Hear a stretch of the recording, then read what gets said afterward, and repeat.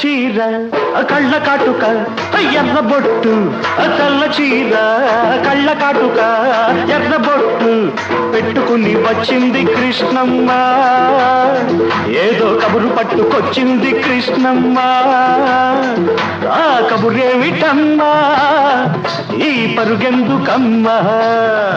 ఆ కబురేమిటమ్మా ఈ పరుగెందుకమ్మా